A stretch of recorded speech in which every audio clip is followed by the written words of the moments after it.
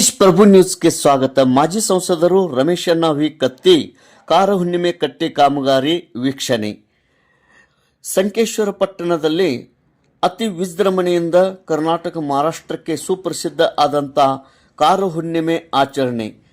ಈ ಸಂದರ್ಭದಲ್ಲಿ ಭವ್ಯ ವೇದಿಕೆ ನಿರ್ಮಾಣಗೊಳ್ಳಲಿದ್ದು ಈ ಸ್ಟೇಜ್ ಕಾಮಗಾರಿಯನ್ನು ಅವರು ಇಂದು ವೀಕ್ಷಣೆ ಮಾಡಿದರು. ಅದರಂತೆ ಶ್ರೀ ಮಹಾಲಕ್ಷ್ಮಿ ಜಾತ್ರಾ ಮಹೋತ್ಸವ ಪ್ರಯುಕ್ತವಾಗಿ ಪಟ್ಟಣಕ್ಕೆ ಎಲ್ಲ ಮೂಲ ಸೌಕರ್ಯ ಒದಗಿಸಲಾಗುವುದು ಎಂದು ಮಾಜಿ ಸಂಸದ ರಮೇಶ್ ಕತ್ತಿ ಅವರು ಇಂದು ಹೇಳಿದರು.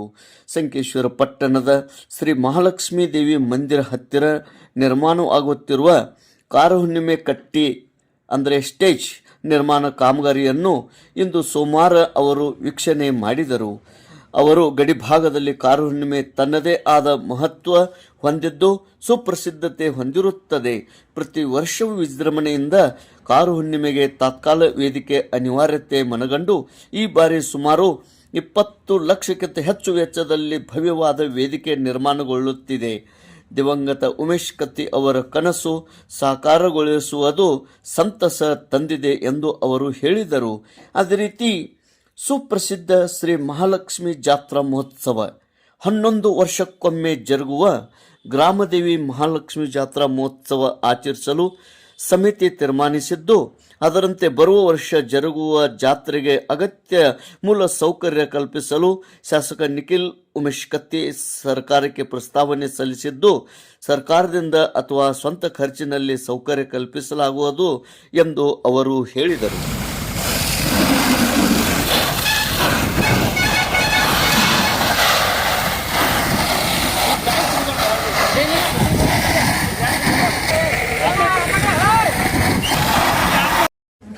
ಈ ಸಂದರ್ಭದಲ್ಲಿ ಉಪಸ್ಥಿತಿ ಮುಖಂಡರಾದ ಹಾಗೂ ಉದ್ಯಮಿ ಮತ್ತು ಶ್ರೀ ಮಹಾಲಕ್ಷ್ಮಿ ಜಾತ್ರಾ ಕಮಿಟಿಯ ಕಾರ್ಯಾಧ್ಯಕ್ಷರು ಸುನೀಲ್ ಪರ್ವತರಾವ್, ವಿದ್ಯುತ್ ಸಂಘದ ನಿರ್ದೇಶಕ ಶಿವಾನಂದ ಮುಡ್ಸಿ, ಗಜಾನನ್ ಕೊಳ್ಳಿ, ಮುಖಂಡರಾದ ಬಸನಗೌಡ ಪಾಟೀಲ್, GR ಪಾಟೀಲ್ ವಕೀಲರು, ರೋಹನ್ ನೇಸ್ರಿ ಮುಖಂಡರು, ಅದೇ ರೀತಿ ಸಚಿನ್ ಭೋಪಳೆ ನಿಕಟಪೂರ್ವ ಪುರಸಭೆ ಉಪನಗರಾಧ್ಯಕ್ಷರು, ಉದ್ಯಮಿ ದೀಪಕ್ ಬಿಸೆ, ಸಂದೀಪ್ ದೌಡತೆ, ಸಾಗರ್ ಜಕಾತೆ, ನಾಗೇಶ್ ಕುಳ್ಳೋಳಿ, ಗಣೇಶ್ ಕೋಳಿಕರ್, ಸುಭಾಷ್ ಕಾಸಾರ್ಕರ್, ಚಿದಾನಂದ್ ಕರ್ದನ್ನವರ್, ಕುಮಾರ್ ಕಬ್ಬೂರೆ, ಬಂಟು ಮೂರೆ, ಅದೇ ರೀತಿ ಮರಡಿ ಅಣ್ಣ, ಶ್ರೀಕಾಂತ್ ಪರೀಠ್, ವಿಜಯ್ ಜರಡಿ, ಅನಿಲ್ ಸಂಸುದ್ದಿ, ಮಹಾದೇವ್ ಕುಂಬಾರ್, ಸಂಜಯ್ ಹಿರೇಮಠ್, ಪ್ರಶಾಂತ್ ಕೋಳಿ, ಡಾಕ್ಟರ್ ಮಂದಾರ್ ಹವಳ್, ಆನಂದ್ ಸಂಸುದ್ದಿ, ಸಂತೋಷ್ ನೇಸ್ರಿ, ಚೇತನ್ ಬಸೆಟ್ಟಿ, ಅದೇ ರೀತಿ ಅನೇಕ ಗಣ್ಯಮಾನ್ಯರು, ಜಾತ್ರಾ ಕಮಿಟಿಯವರು,